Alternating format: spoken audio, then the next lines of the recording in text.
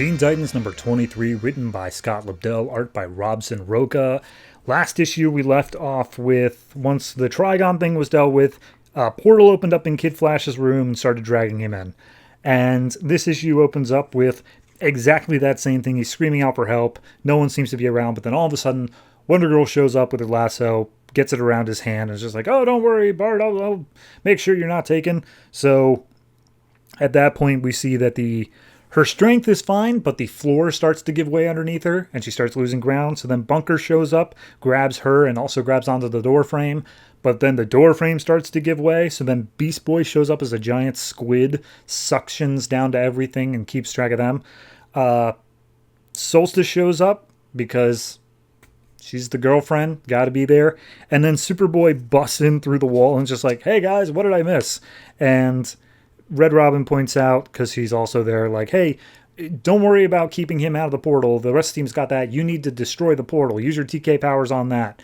And Superboy's like, that's a decent plan. Unless you're still being controlled by Trigon. After all, he made you make out with all those girls in our team. Because we needed to be reminded of that. And then Superboy uses his powers to close the portal. And then Raven shows up after everything's said and done. And he's just like, oh, yeah, good job, team. We did it. And it's like, all right, Raven, thanks. So we cut to somewhere in the 30th century, and we see that whoever was causing this portal, there's just a bunch of people. Like, they don't have names and no discernible features yet, but they're just like, yes, we may have failed this time, but regardless, we are going to see our quote-unquote friend again, and we'll take care of this quote-unquote Kid Flash because he's begging for us to kill him.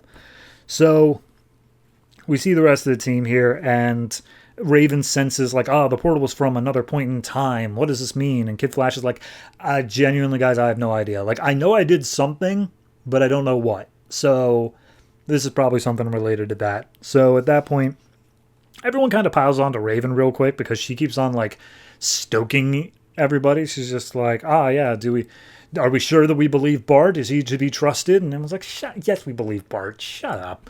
And Red Robin kind of shuts it down saying, okay, everyone go to bed. We'll deal with this tomorrow. So the next day, Bunker's talking to Beast Boy, and Bunker's like, yeah, sorry about this team. It's usually a lot nicer than this. And Beast Boy's like, hey, my last team literally died in front of my eyes, so this is still pretty nice. And then Bunker gets a text message saying he's awake and he's asking for you, and he starts freaking out happy. We then cut to Wonder Girl, who's just chilling out on the pier looking at the boat that they're all supposed to be on. And she's like, yeah, I got some revelations about who my father is, and I don't even know if I want to believe it or not. And Superboy shows up and he's just like, yeah, that's totally. So, you made out with Red Robin? And she's like, yeah, he's hot. Who would not want to make out with that? And Superboy's like, I wouldn't, for one. And she's like, oh, right, yeah. Here's the thing. I'm not dating him. I am interested in him, but, I'm not, like, with him, so I can do whatever I want. And he's like, all right, what do you want to do now? And they start making out. So that's a romance going on. We see Red Robin is sitting down with Raven, basically giving her a lowdown on like, hey, look, you were like pointing out like flaws in our team and stuff like that, but I want to show you why our team is great together. And he lists off all these positive traits about everyone on the team, not including himself, mind you. And he's like, yeah, no, they're all great, and they're all really doing something that makes us greater than the sum of our parts. And Raven's like, okay, why are you telling me all this? And he's like, well, just in case one day I'm not around, which, yeah, I might not be around, you're going to lead the team. And Raven's like, what? I just signed up. What do you mean I'm going to lead the team? It's like, well, I saw how you stood up to your dad, and if you're able to stand up to our literal stand-in for Satan like that, I feel pretty good about you leading the team. So yeah, we're gonna groom you to do that. And she's like, oh, okay. And then we see her shadow on the wall is that of Trigon, and she's like, oh, geez, okay. I just love this one line at the very end here. Red Robin's like, all right, back to work. First up is nowhere. And he's like, oh, what does that acronym stand for? And he's like, genuinely, I hate that question. It's an awful question. So then we see Kid Flash is running on some water. Solstice is giving chase. I don't know how the hell she's keeping up, but she is. And Kid Flash is like, man, I just feel like I've gotten uncomfortable feeling that, like, if I ever stop running, I'm going to end up dead. And so Solstice stops him from running, grabs hold of him before he falls in the water, and it's like, hey, you and me, we're going to get through this together, and don't believe any of them. You are a good person at heart. And so they kiss.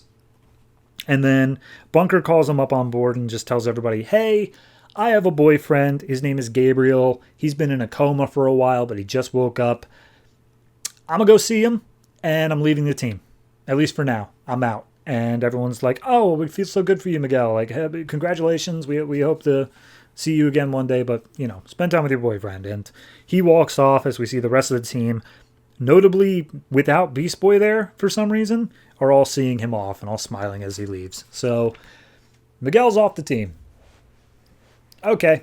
This kind of just feels like a rearranging the pieces. Like last issue, we dealt with all the Trigon stuff, and obviously we teased this thing of, oh, someone's after Kid Flash. And I thought we were just going to go right into it, but turns out no, we're going to wait a little bit. But we're setting up the pieces of, okay, what are Beast Boy's feelings of him being on the team? He's cool with it. Miguel is now off the team. Raven's being groomed for leader. There's a relationship between Superboy and Wonder Girl.